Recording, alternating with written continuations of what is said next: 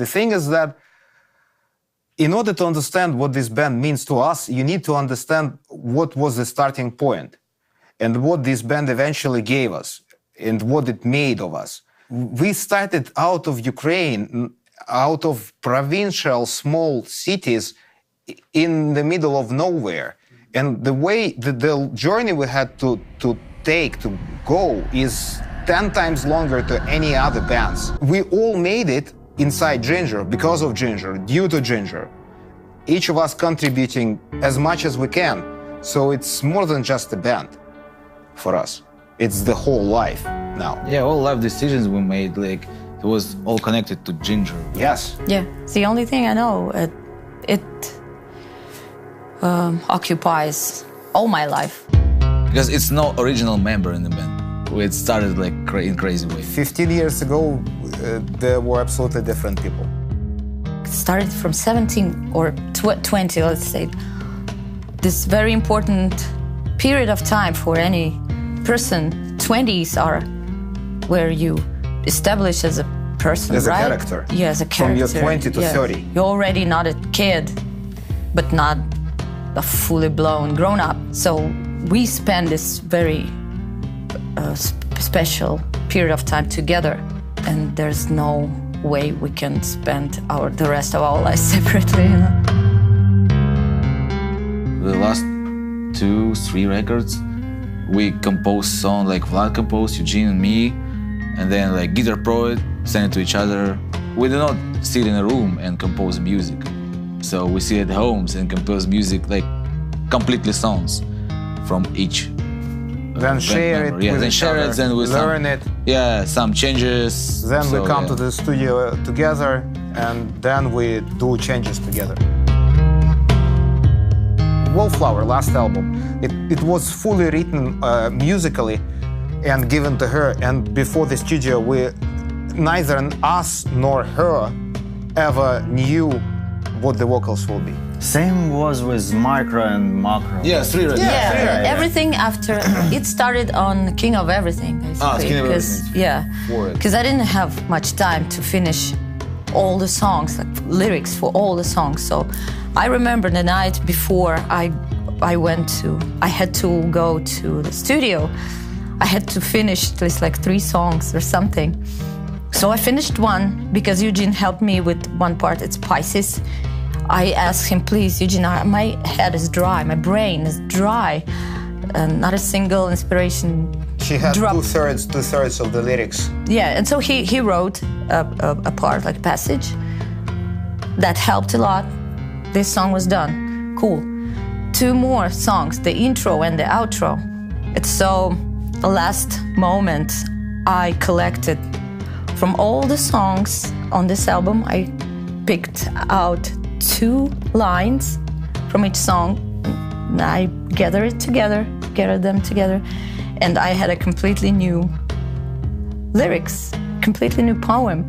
And so I used this monster, like this mutant, I don't know, Frankenstein, yeah, on the intro and on the outro, but the melodies are completely different. So we got 2 songs with same lyrics. A concept like this was just built. It was, again, a spontaneous decision. A spontaneous decision. We just thought that it would be cool, and it worked very well. Yeah, it worked very well. I composing like all my free time. Like if I have like time. And it's free? And it's free. Yeah, I just take a guitar and start composing. Tchaikovsky once said that you need to write like all the time. It's most of your writing will be bad, but like 10% of it will be good. We have like this scale, good, shit. Yeah, if it's shit, there's nothing in between. It goes out. It's good, okay. For me, it's pressure. Pressure and stress. Clicks, something. Like something clicks in my head, and I was like, no. Like I'm completely anxious, you know? Then it starts working. Sometimes I just take a walk, or I read a book, you know? Sometimes I go and search. I don't sit and wait until until it strikes. I go and hunt. Artists either express themselves or reflect the world through themselves. This is what art is. And this is what we do. Dynamics. Yeah, the dynamic of your life, It's everything. bad, then the next moment is good. The next moment is even shittier, you know, and so is our music. The more shit you go through, the better. That's how I receive. When you really have gone through a lot of shit, you have the full tank, let's say, behind you, which will push you forward. And this is what happened to us.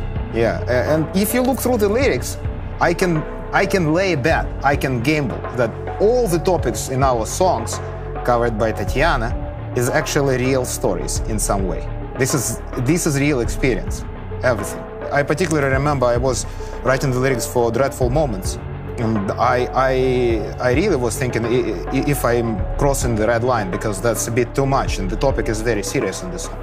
I just thought that, well, I don't think Cannibal Corpse ever thought about crossing the red lines or any other really underground bands, and I just let myself go.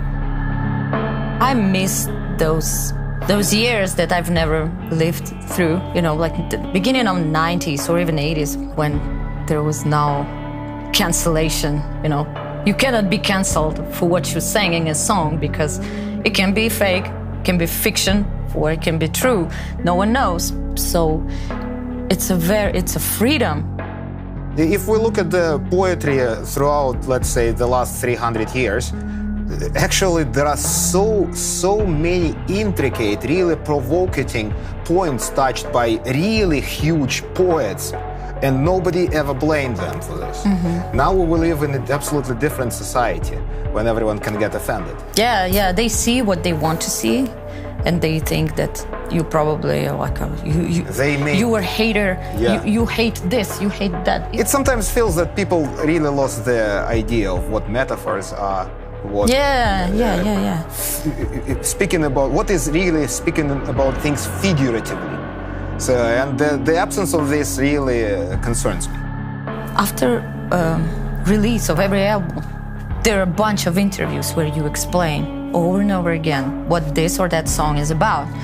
But then reading all the comments on the internet, they still see what they want to see, and they say, "Hey, dude, I just did an interview for you to understand what this song is about. Why didn't you pay attention?" We have conflicts. You have no idea how big a conflict can be. It's usually me and Eugene who just like sit there. I don't go on stage until you apologize. It happened on this tour. It happened on this tour in Phoenix, Arizona. Phoenix, yes. So it's super hot, extreme weather, and Eugene did something. He locked the door with my shit behind the door, and I was like, "Open the door." He said, "I won't do it." I said, "Fucking bitch!" Yeah, that was out of nothing. Fight. Yeah, out of nothing. And then he said, "I'm not gonna play today's show until you apologize."